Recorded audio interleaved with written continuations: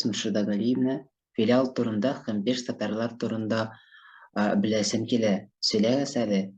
Хәзер без шәһәрдә татарлар күпме? Исәмесез. Халык санын алу буенча 991 кеше яши Бердск шәһәрендә. Бирск татар филиалы нинди чараларда катнаша?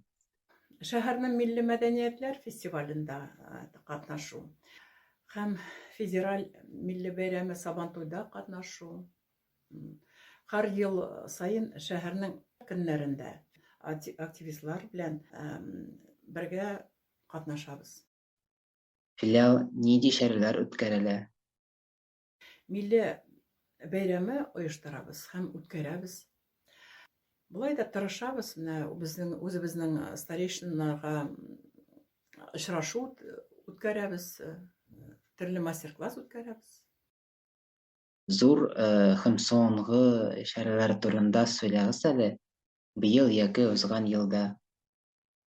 Узган елның декабрендә СВОдагы катнашучы якташларыбызга ярдәм итү өчен хәйрия концерты узды.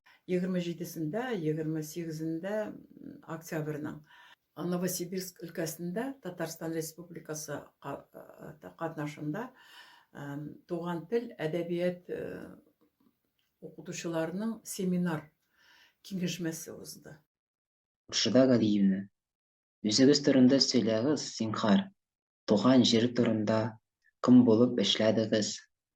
Мин Оренбург өлкәсендә тудым. Минем һөнәрләрем күп, ләкин мин күп еллар кадрлар белән шөгыльләнүче белгеч булып эшләдем. 1994 елда без Бердск шәһәренә хезмәт итәргә килгәч, мин армияда хезмәт итәргә генә карар кабул иттем. Бу турында бик җылы хәтерләр калды. Хәзерге вакытта аныгым белән шөгыльләнәм һәм Бердск шәһәренең татар филиалы җитәкчесе булып торам. Хәзер сез иҗтимагый эштән башка нәрсә белән шөгыльләнәсез? Нинди башка чараларда катнашасыз? Шәһәр чараларына җыелышырга чакырганда мин һичшиксез катнашам. Сезгә бик зур рәхмәт.